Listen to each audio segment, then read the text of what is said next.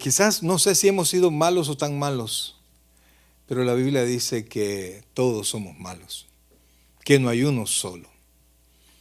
Y dice la Biblia que no hay quien busque a Dios, o en otras palabras, que si usted está aquí no es porque usted buscó a Dios, es porque Dios lo buscó a usted. ¿Estamos ahí? Paz para con Dios. Diga conmigo, paz para con Dios. Vamos a leer la palabra del Señor y lo hacemos en el nombre del Padre, del Hijo y del Espíritu Santo.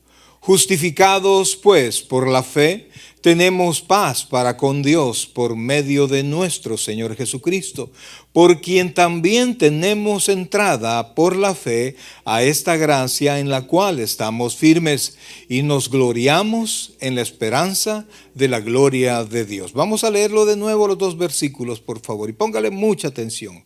Justificados pues por la fe, tenemos paz para con Dios por medio de nuestro Señor Jesucristo, por quien también tenemos entrada por la fe a esta gracia en la cual estamos firmes y nos gloriamos en la esperanza de la gloria de Dios. Oh buen Dios y Padre nuestro, ya estamos aquí en tu casa, Señor. Te suplicamos que nos hables al corazón y que nos permitas, Dios, aprender de ti. Queremos tener esa seguridad, Señor.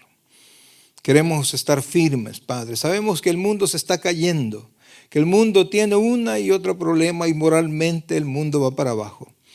Pero nosotros no, Señor. Nosotros estamos tomados de la mano contigo. Pero no somos perfectos y erramos a cada momento, Señor. Ayúdanos a fortalecernos, Señor, en fe para poder seguir adelante con esa certidumbre en nuestro corazón, Señor. Gracias, Padre. Háblanos al corazón, te lo suplicamos. Que tu Santo Espíritu nos enseñe ahora. En nombre de Jesús decimos todos. Amén y amén. Pueden sentarse, por favor.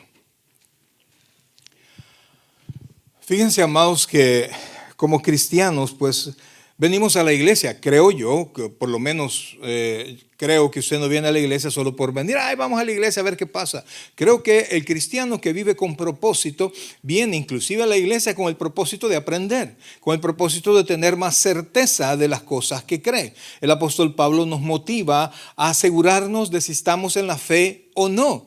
Y entonces venir a la iglesia, amados hermanos, no es estar en la fe. Venir a la iglesia es venir a la iglesia. Es venir y reunirse con hermanos. Quizás tenga hermanos que le caen muy bien. Aquí tenga su grupo de amigos, etcétera, etcétera. Pero usted no viene por sus amigos. Usted viene a la iglesia porque usted es parte del cuerpo de Cristo. Usted viene a buscar a la cabeza de la iglesia. ¿Está seguro que el Señor dijo, donde dos o tres estén reunidos en mi nombre, allí estaré? Es decir, que Dios, donde se reúnen cualquier número de personas en su nombre, ahí está Él. Entonces nosotros venimos a la iglesia sabiendo que vamos a ver a los hermanos a quienes amamos, pero nuestro principal propósito también va a ser cubierto, que nos vamos a encontrar con Dios. Amén. Entonces venimos con propósitos, venimos con fe. Sin embargo, también tenemos propósitos que Dios nos bendiga, que Dios nos ayude a enfrentar las pruebas allá afuera, que Dios nos permita, quizás tenemos algún temor por dentro, no sé cuál será en el corazón o en la vida de cada uno, pero tenemos la confianza de que Dios nos va a ayudar, Dios va a proveer, Dios nos va a proteger, nos va a abrir puertas, nos va a hacer que va a iluminar de tal manera que nosotros podamos seguir su voluntad. Pero también estamos conscientes que nos equivocamos continuamente, que no hacemos las cosas que deberíamos y hacemos las que no deberíamos, decimos las cosas que no debemos y las cosas que deberíamos haber dicho las callamos por cualquier situación. Nos enojamos y respondemos y actuamos y hacemos cuanta cosa mala, y eso sin hablar aquellos pecados bien oscuros que quizás cada uno de nosotros tenga por allí, ¿verdad? Las cuales nosotros no quisiéramos y haríamos cualquier cosa porque nadie se dé cuenta. Sin embargo, estamos bien conscientes de que Dios lo sabe muy bien.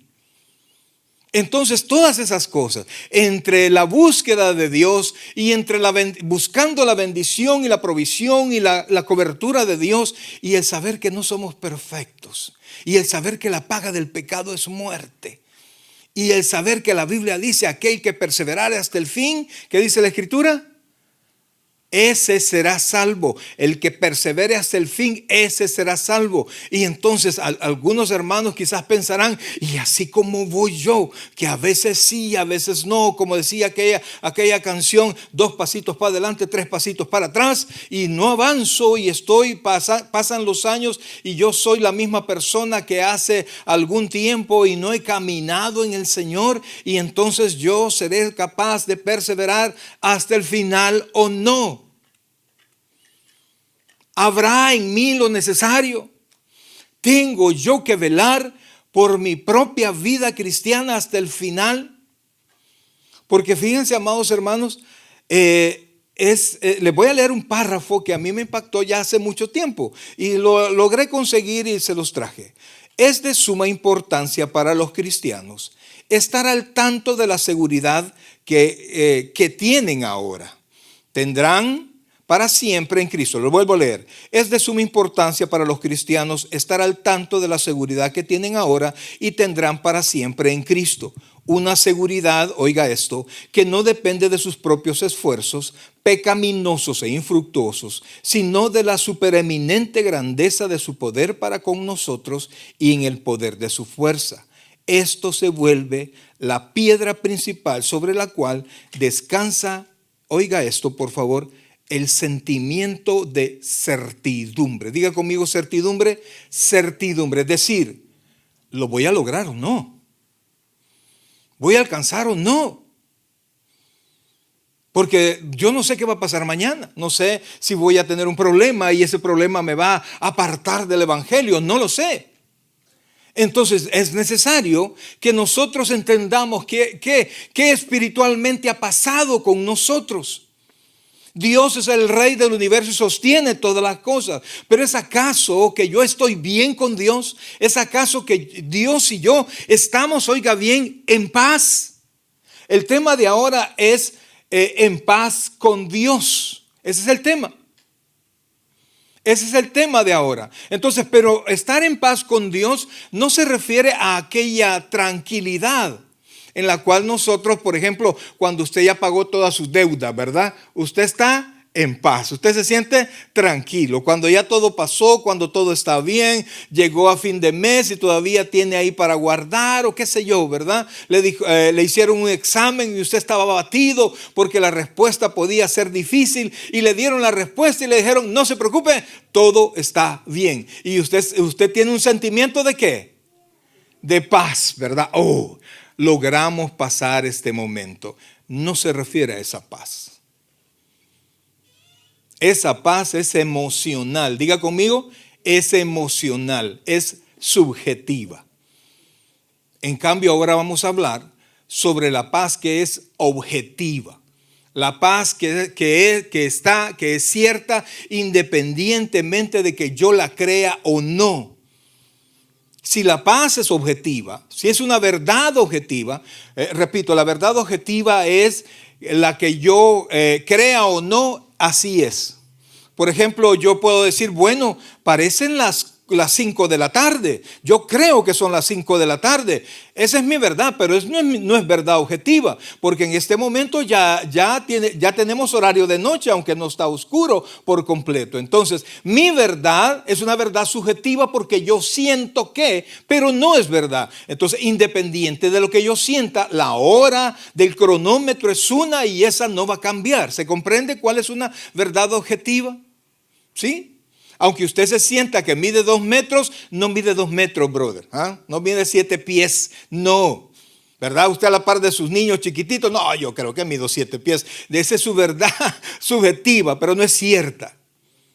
Vaya y mídase, amados. Alguien dice que tiene miedo de medirse porque cuando uno se mide es como estar buscando la caja, me dijo un hermano. Está loco, hermano, no se preocupe por eso, que el día no se va a adelantar, Dios ya lo tiene, ¿verdad? Entonces, esa es la verdad subjetiva frente a la verdad objetiva. La verdad, la paz que yo puedo tener por dentro es subjetiva, depende de mis emociones, pero también yo puedo tener esa paz subjetiva si la verdad objetiva de mi relación con Dios es que yo verdaderamente estoy en paz. Si Dios, oiga bien por favor, si Dios no tiene nada pendiente conmigo, mejor dicho, yo no tengo nada pendiente con Dios. Si mi problema del pecado y el infierno ya fue resuelto o no. Es decir, que el capítulo 5 de Romanos, oiga esto por favor, habla, y hoy vamos a comenzar a tocar el punto, habla sobre la reconciliación. La reconciliación, dígalo. La reconciliación. Cuando usted se reconcilia con su enemigo, con un familiar, porque hay familiares que están en guerra, están enojados, ¿verdad? Pero de repente pasa algo, a veces la muerte de un ser querido, a veces un problema, una enfermedad, hace que la familia se reconcilie, porque fíjense que la bendición, oiga esto, la bendición no hace que las familias se reconcilien, no, la bendición las separa. La bendición la separa. El triunfo de un familiar a veces trae pugna, trae envidia, qué sé yo.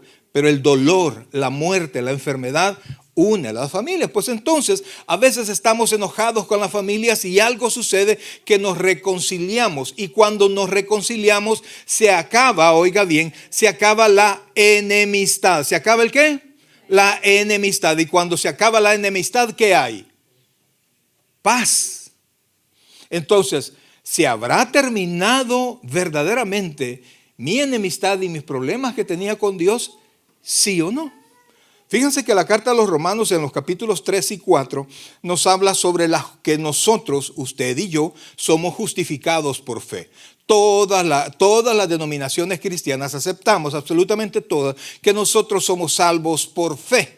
Nosotros llegamos al Señor por la fe, porque nosotros somos pecadores y no podemos llegar al nivel que se necesita de fe para que, ayúdeme allí por favor, para que, ¿cómo se llama? Para que nosotros podamos estar en paz. Oiga, ponga atención aquí, no se me desvíe. Para que usted y yo pueda ponerse en paz con Dios. Entonces, amados hermanos, nosotros no tenemos lo que se necesita. El apóstol Pablo nos ha enseñado en el capítulo 3 y 4 de la carta a los Romanos, que nosotros, esa justificación ya se dio en nosotros y lo vimos. Y si usted gusta, si usted no se recuerda, vaya a ver los estudios anteriores de los miércoles, y usted va a ver en el camino que hemos tenido de la carta a los Romanos, hemos explicado que nosotros hemos sido justificados por la fe. Abraham fue justificado por la fe, no por obras, no por portarse bien. Abraham, antes de obrar cualquier cosa, le creyó a Dios, dice la Escritura, y le fue contado por justicia. Y nosotros le hemos creído a Dios y eso se nos cuenta por justicia. Entonces, a partir de ahí, amados hermanos, nosotros somos salvos. Ahora, el problema es, ¿qué sostiene mi salvación? ¿Sostiene mi salvación la cantidad de buenas obras que yo puedo hacer, lo bien que yo me puedo portar? ¿Puedo estar seguro porque yo me porto bien? ¿Porque yo hago las cosas bien? ¿Porque soy una buena persona? ¿Qué es lo que sostiene? Y solo póngase a pensar, así quiero plantearles esto. Dios mandó a Jesucristo a morir en la cruz del Calvario para que una vida todopoderosa que fue entregada por nosotros consiguiera pagar, ponernos en paz con Dios y nosotros estar a cuentas. Es decir, nuestra salvación se consiguió con el poder de Dios. Amén. Con el poder de Dios. Y ahora resulta que lo que se consiguió con el poder de Dios se va a sustentar con el poder humano. Si eso es así, mis queridos hermanos, nosotros nos encontramos en la más inmensa de las incertidumbres que uno puede pensar. ¿Por qué? Porque si nuestra salvación depende de nosotros, nosotros dependemos mucho de nuestro corazón, de nuestra mente. ¿Estamos conscientes de eso? En la medida que nuestra mente tenga control de los impulsos, en esa medida nosotros vamos a salir victoriosos. Pero si nosotros fallamos, que suele pasar, entonces nosotros vamos a equivocarnos. Lo que Dios logró, lo tiene que sostener el hombre. Porque no son pocas las denominaciones, es más, amados hermanos, son más las denominaciones que consideran que usted, si usted se porta mal, usted puede perder la salvación. Usted puede quedarse sin la gracia. Usted puede amanecer un día en su vida cristiana, puede amanecer hijo de Dios y puede anochecer hijo del diablo para muchas denominaciones. Usted que ha nacido de nuevo, usted no sé cómo le llaman a esa, porque es una regeneración interna, a esa regeneración en sentido contrario, ser y dejar de ser. Entonces ahora vamos a ver diferentes aspectos para poder llegar a la certidumbre. Porque dice Romanos, el versículo que leímos ahora, justificados pues por la fe, tenemos paz para con Dios. ¿Será por mí? Después de lo que Dios hizo, después de lo que Jesucristo hizo, ¿soy yo quien tengo que mantener esa fe? Vamos a ir viendo entonces esto. Lo primero que quiero que veamos es qué tan fiel es Dios en su palabra. ¿Qué tan fiel, qué tanto guarda Él? No tanto que nos guarde a nosotros, guarde su palabra. Porque si Él nunca nos hubiese dicho que nos va a guardar, Él no tiene por qué guardarnos. ¿Se comprende eso? Pero si Él ha dicho que nos va a guardar, ¿qué tan fiel es Dios? ¿Qué tanto nosotros podemos confiar en lo que Dios ha dicho? Quisiera que fuera conmigo, por favor, y le vamos a pedir al hermano Josué y que se ponga las pilas. Segunda de Timoteo, capítulo 2, versículo 13. Ahí estamos, mire, lo vamos a ir leyendo rápido para avanzar. Oiga lo que dice: si fuéramos infieles, que suele ser, ¿cuántos estamos de acuerdo con eso? Si fuéramos infieles, ¿qué dice? Él permanece fiel. Él no puede negarse a sí mismo. Vamos a poner el versículo anterior, hijo. El versículo anterior, por favor.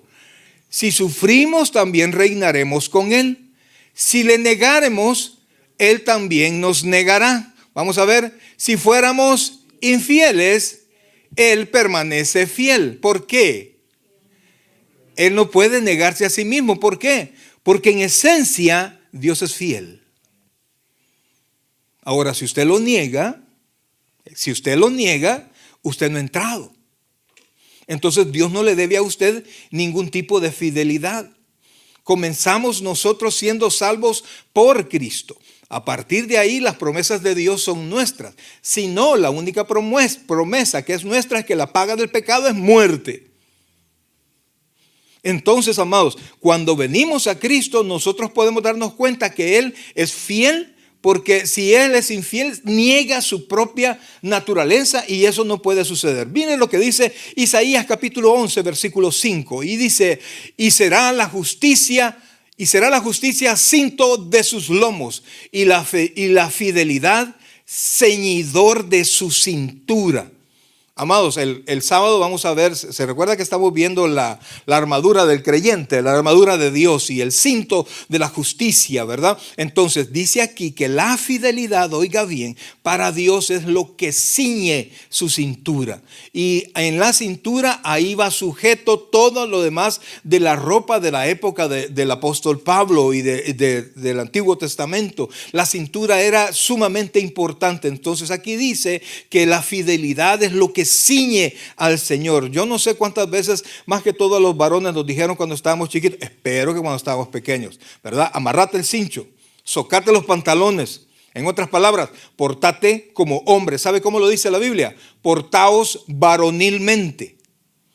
Y eso implica también a las hermanas, ¿verdad? Entonces vimos ya que Dios es fiel. Si no lo fuera, si dejara de ser fiel, niega su naturaleza. La fidelidad de Dios sostiene su cintura. El Salmo 36:5. Vamos a ver qué dice la Biblia respecto de la fidelidad de Dios. Salmo 36:5. Dice, Jehová, oiga esto: hasta los cielos llega tu misericordia y tu fidelidad alcanza las nubes. O sea, es de la perspectiva humana, pues. No hay nada más grande que la fidelidad de Dios. Ahora mire lo que dice Lamentaciones capítulo 3, versículo 23. Amados, dos versículos sosteniendo lo mismo es una doctrina. Dos versículos, y principalmente cuando los versículos son de diferentes libros, eso se considera como una enseñanza bíblica confiable. Vamos a ver Lamentaciones capítulo 3, versículo 23. Oiga lo que dice. Lamentaciones está después de Jeremías, amados hermanos. Se llama las Lamentaciones de Jeremías. Oiga lo que dice: nuevas son cada mañana. Y mire que dice, ¿cómo es la fidelidad? Grande es tu fidelidad. Tenemos una alabanza sobre eso, ¿se recuerda? Grande es tu fidelidad. Ahora Hebreos capítulo 10, versículo 23, por favor. Entonces, y mire lo que aquí dice, nos va a decir Hebreos en relación a la fidelidad de Dios. Cuando a usted le han hecho una promesa, usted puede confiar en la promesa dependiendo de la persona que le ha hecho esa promesa. Entonces ya hemos visto en varios versículos bíblicos la grandeza de la fidelidad de Dios. Mire lo que dice Hebreos capítulo 10, versículo 23. Oiga esto, mantengamos firmes. ¿Mantengamos cómo? Firmes, sin fluctuar la profesión de nuestra fe, porque fiel es el que prometió. ¿Qué dice la Escritura? ¿Qué dice aquí? Que nosotros podemos confiar en la fidelidad de Dios y oiga bien, por la fidelidad de Dios nosotros podemos caminar sin fluctuar. ¿Qué es fluctuar? Arriba, abajo, así fluye o disminuye. Entonces, muchos cristianos son así, fluyen y disminuyen.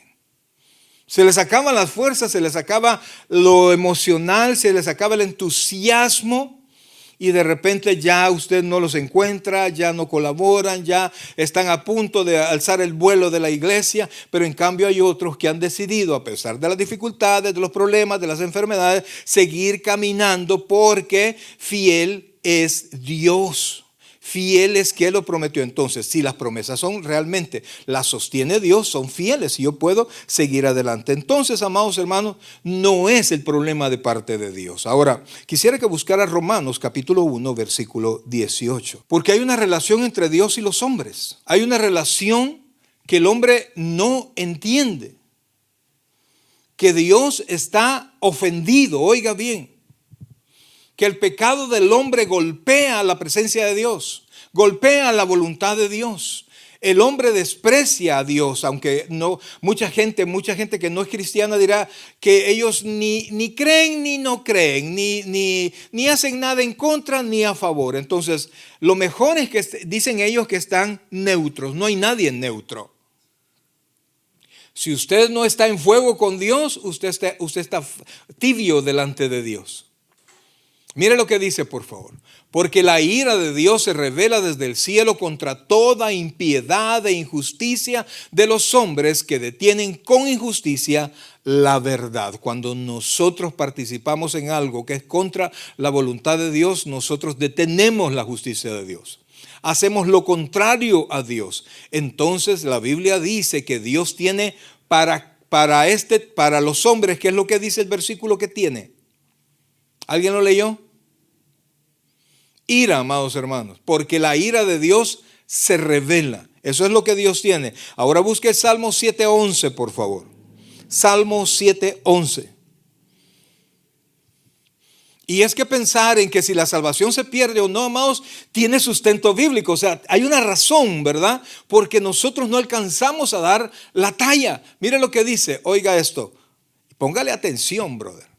Porque hay mucha gente allá afuera hablando inclusive Diosito, que el colocho, que es mi amigo, que es mi chero, que él me conoce, él sabe. Inclusive hay personas que no hacen la voluntad de Dios, pero él sabe que yo lo amo, lo que pasa es que yo soy así, pues yo soy loco, yo soy no sé qué. Creyendo que con esa actitud van a agradar a Dios. Mire lo que dice, por favor. Salmo 7:11. Dios, ¿qué dice ahí? Es juez justo. Dios es juez justo. ¿Y usted es justo? ¿No? Y se enfrenta con un juez justo, con sus injusticias. ¿Cuál sería el problema? Condenación. Si usted podría sobornar al juez, pues tendría posibilidad. De hecho, el rey David dice, tú no quieres los sacrificios que yo te podría dar. Dime qué quieres, yo te lo daría, pero yo sé que no quieres nada. ¿Y qué podrá querer Dios de nosotros? Entonces dice, oiga, Dios es juez justo. Y por eso Dios está airado contra el impío, ¿cuándo? Todos los días. Todos los días. Entonces, es apremiante saber si usted ha nacido de nuevo o no. Número uno. Número dos, es apremiante saber qué sostiene mi salvación. Ahora, para que usted vea lo difícil de esto, pues. Porque en la Biblia se conoce a Israel como el pueblo de Dios. Todos sabemos eso, ¿verdad? ¿Saben ustedes que aunque la Biblia dice que Dios escogió un pueblo, Dios no escogió un pueblo, Dios se hizo un pueblo. Dios escogió un hombre. ¿Cómo se llamaba el hombre que Dios escogió? Abraham. Allí se hizo un pueblo de Abraham. Y esto es tan así, amados, porque cuando Israel había faltado a Dios, estaban en el desierto todavía, Dios le dijo a Abraham, ¿sabes qué? Ahorita me los termino a todos y voy a hacer de ti una gran nación. O sea, que Moisés estuvo a punto de ocupar el lugar de Abraham porque Dios iba a barrer con todo el pueblo de Israel. Para que entienda, amados hermanos, para que nosotros entendamos cuál es la posición de Dios frente a la ofensa del pecado. Mira lo que dice, por favor, Deuteronomio capítulo 32, versículos del 18 en adelante. Por eso, amados hermanos, todo esto estamos viendo para saber si nosotros podemos estar a cuentas con Dios. ¿Se acuerda que nosotros decimos, póngase a cuentas con Dios, hermano? ¿Podemos? ¿Ah? Qué difícil, ¿verdad? Eso es como cuando el predicador dice, hermano, hombre, póngase las pilas y nazca de nuevo. Como que depende del hermano, ¿verdad? O de la persona. Mire lo que dice, por favor. Vamos a leer desde el 18 hasta el 24. Póngale atención. De la roca que te creó te olvidaste. Está hablando Dios contra Israel.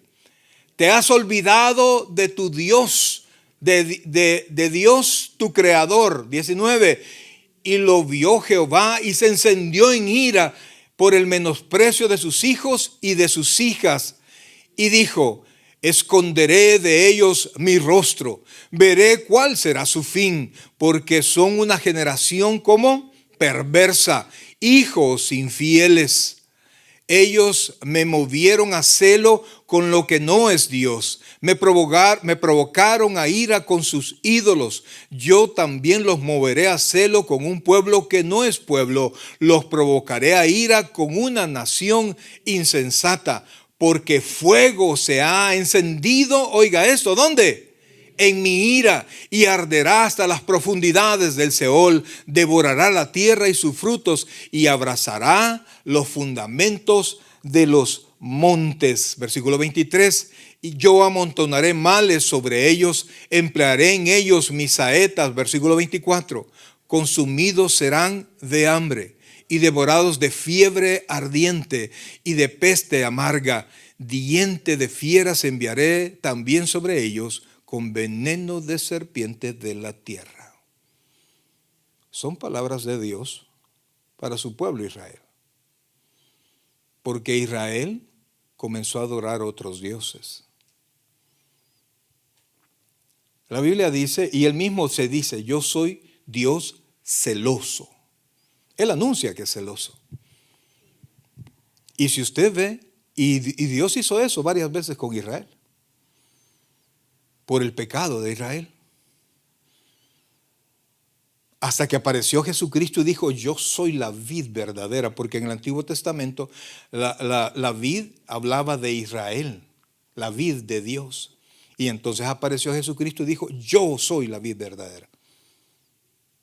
O sea, como que de repente Dios desechara el testimonio de Israel. Entonces la pregunta es, ¿ofende a Dios el pecado? ¿No ha escuchado usted mucha gente que dice, no, pero es que mi Dios es amoroso? Mi Dios no va a hacer eso. Y mucha gente sostiene que al final del tiempo, Dios va a decir, ¿saben qué?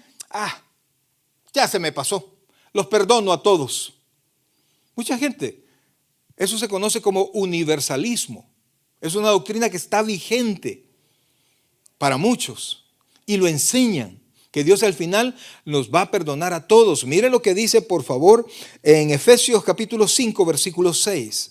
Efesios capítulo 5, versículo 6 dice, nadie os engañe con palabras vanas, porque por estas cosas viene la ira de Dios sobre los hijos de desobediencia. Son palabras como vanas. No importa quién se lo diga. No, mi Diosito no es así. Ese no es el Dios que yo tengo, ¿ok? Su Dios no es el Dios de la Biblia. La gente ha hecho su propio Dios. Dios nos hizo a su imagen conforme a su semejanza. Y el hombre le ha devuelto el favor. Y se han hecho un Dios a su propia imagen y a su propia semejanza, según los deseos de su corazón. Entonces, pero mire lo que dice Colosenses capítulo 1, versículo 19. Ya vamos a parar de leer el montón de versículos porque quiero dejarles esta verdad, amados hermanos. Dice, por cuanto agradó al Padre, oiga, hablando del Padre del Hijo, de Jesucristo, que en él habitase toda plenitud, y por medio de él, mire la palabra que dijimos, reconciliar consigo todas las cosas, así las que están en la tierra como las que están en los cielos, haciendo, oiga bien, la paz mediante la sangre de la cruz. Y por medio de la cruz, versículo 21, y a vosotros también, que erais en otro tiempo extraños y enemigos en vuestra mente, haciendo malas obras, os ha reconciliado y en su cuerpo de carne por medio de la muerte, para presentaros santos y sin mancha e irreprensibles delante de Dios. O sea, ¿qué tanto ofende el pecado a Dios que para podernos salvar tomó a su propio Hijo y lo mandó a morir la muerte que nos tocaba a nosotros morir? Para que nosotros tengamos la idea de la ofensa que es a Dios el pecado. Entonces, volvamos al texto inicial, Romanos capítulo 5, versículo 1. Entonces, viendo, amados hermanos, que Dios es fiel, sin embargo, el pecado del hombre nos distancia de Dios y pone a Dios, amados, con ira. Ha puesto a Dios, tenemos ahora un Dios airado, ¿verdad? No un Dios enojado, un Dios lleno de ira. Ira, amados hermanos, que solo pudo apaciguar la muerte de Jesucristo. Es decir, el pecado ofendió a Dios. Y esa ofensa solo pudo ser cubierta por la sangre de Cristo. Entonces, cuando Cristo murió, Él apaciguó, pagó el precio por nosotros. Y entonces dice, justificados pues por la fe, ¿qué dice ahí? Tenemos paz para con Dios por medio de nuestro Señor Jesucristo. Yo quiero que comprenda esto, amados. Justos, nosotros no somos justos, hemos sido justificados, hemos hecho justos por Jesucristo. La muerte de Jesucristo pagó su precio y la vida de Jesucristo atribuida a mí me mantiene justo delante de Dios. Entonces dice, justificado pues, ¿por qué?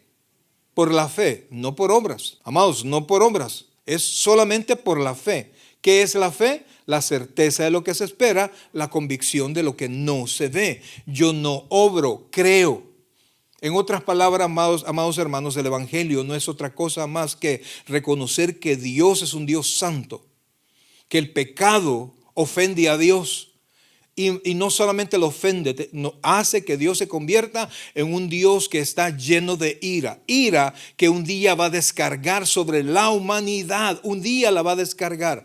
Pero Él dio a Jesucristo para que muriera por nosotros. Entonces, nosotros no hacemos nada más que creer. Y oiga esto, la base del Evangelio es que usted y yo confiemos en Jesucristo para nuestra salvación.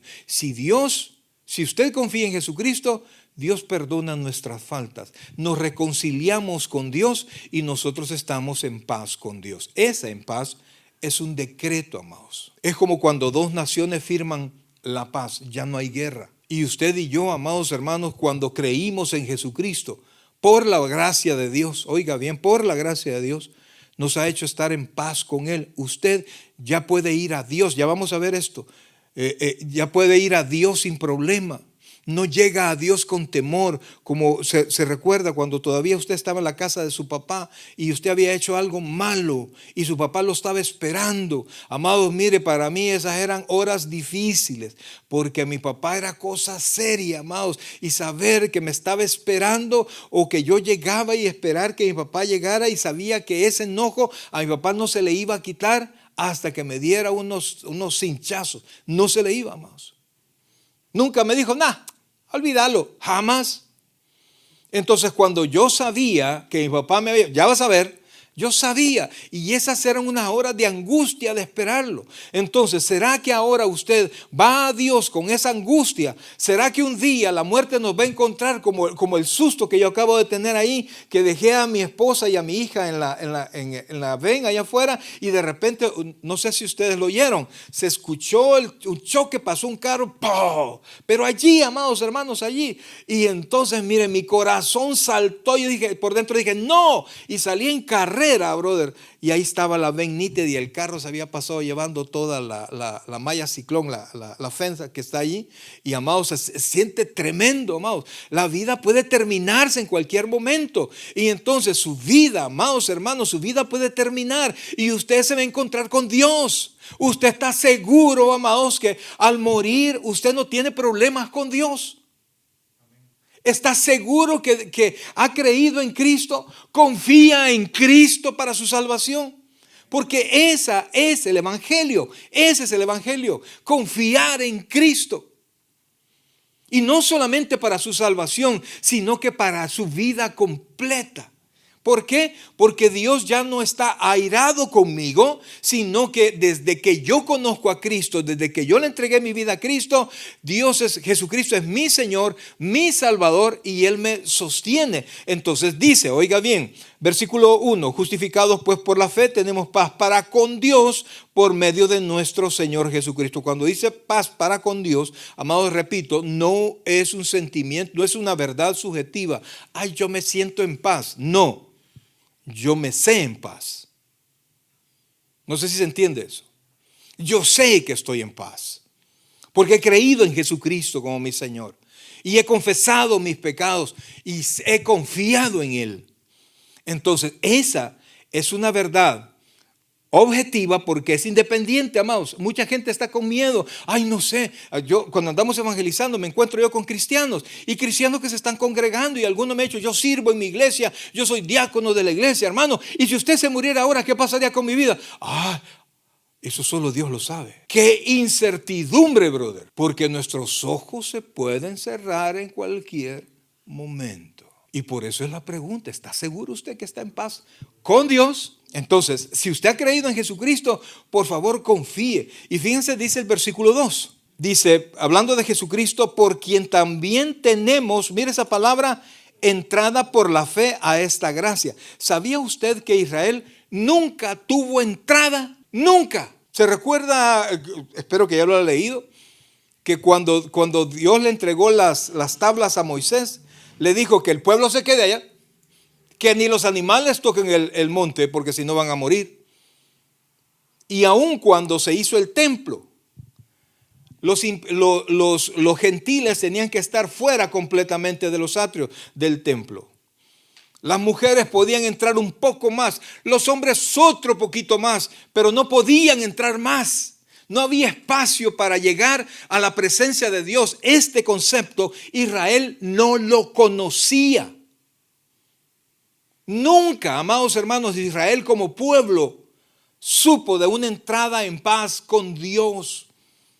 Israel tenía miedo. Cuando Moisés bajaba, le dijeron, no Moisés, anda tú, porque nosotros tenemos miedo. Eso es lo que Dios causaba sobre Israel. Entonces mire lo que dice, por favor, en el libro del Éxodo, capítulo 28, versículo 31. Porque aquí dice que por Jesucristo tenemos entrada por la fe a esta gracia. Y después dice, en la cual estamos firmes. Tenemos, es decir, no tendremos. Hay muchas promesas para el creyente.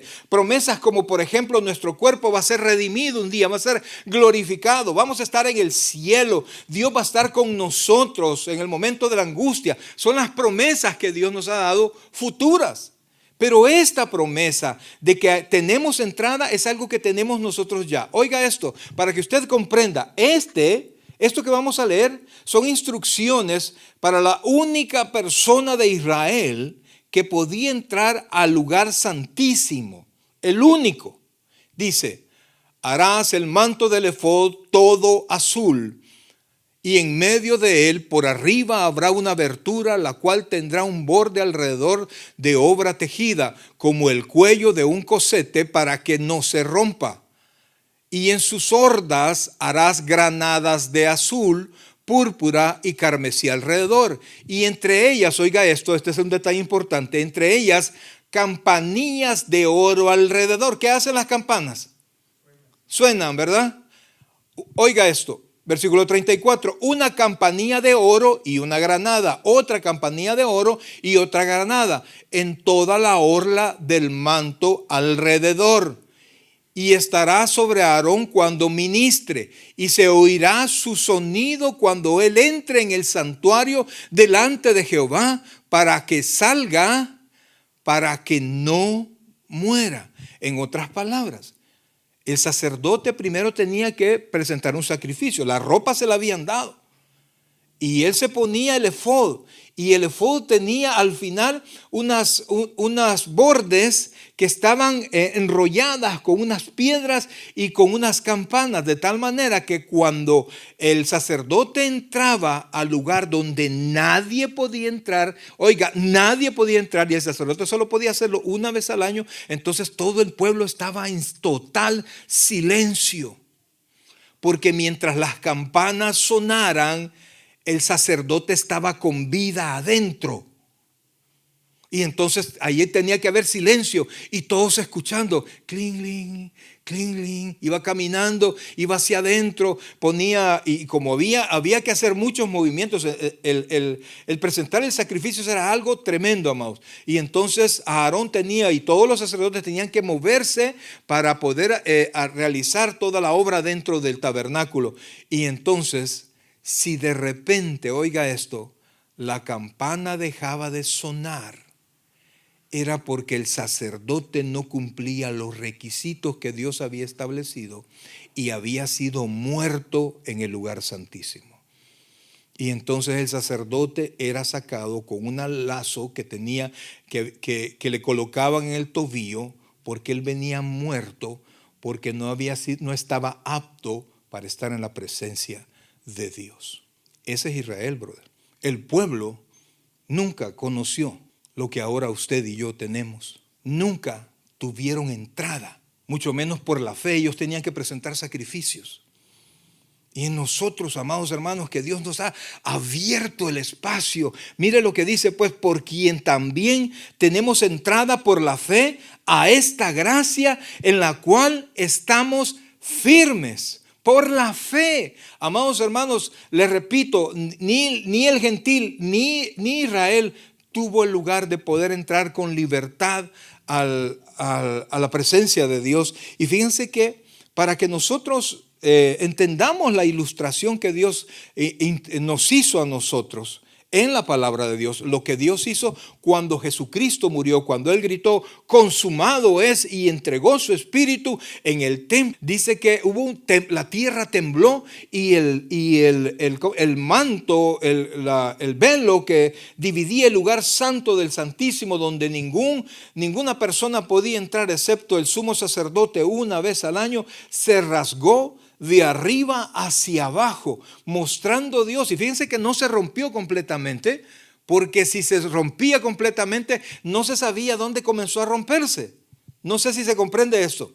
Si usted lo agarra de arriba y no se podía, ¿verdad? Porque era 50 centímetros de espesor. Eso solo Dios lo podía hacer. Pues entonces Dios vino y lo rasgó de arriba y lo dejó unido abajo, dando a comprender que esa separación había dejado de ser por el sacrificio de Jesucristo. Lo que la Biblia nos enseña es que Dios rompió eso.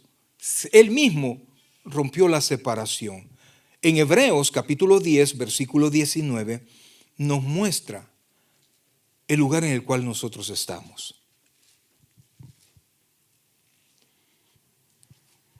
Hebreos 10, 19. Así que, hermanos, oiga esto por favor. Ya vimos nosotros que Dios nos dio entrada, ¿sí? Así que, hermanos, teniendo libertad para entrar en el lugar santísimo por la sangre de Jesucristo, por el camino nuevo y vivo que Él nos abrió. Mire cómo nos lo abrió, a través del velo, esto es, de su carne. Y teniendo un gran sacerdote sobre la casa de Dios, que es Jesucristo, por supuesto, acerquémonos con corazón sincero, en plena certidumbre de fe, purificados los corazones de mala conciencia y lavados los cuerpos con agua pura. Amados hermanos, miren, como cristianos que hemos creído en Jesucristo, la Biblia dice que hemos sido, dice el texto que leímos, justificados pues por la fe. Tenemos el ¿qué? Paz para con Dios. El conflicto terminó por medio de nuestro Señor Jesucristo, por quien tenemos entrada por la fe en esta gracia, y dice, en la cual estamos firmes. ¿Por qué? Porque Cristo pagó el precio. Porque Dios lo prometió. El apóstol Pablo en varias ocasiones dice que él ha confiado en Dios porque Él es suficiente para guardar su depósito para aquel día. El mismo apóstol Pablo no confiaba en su capacidad, confiaba en la capacidad de Dios de guardarle. Y si guardó al apóstol Pablo, nos va a guardar a nosotros. No por nuestra capacidad, no por nuestras virtudes, sino que porque Él lo prometió.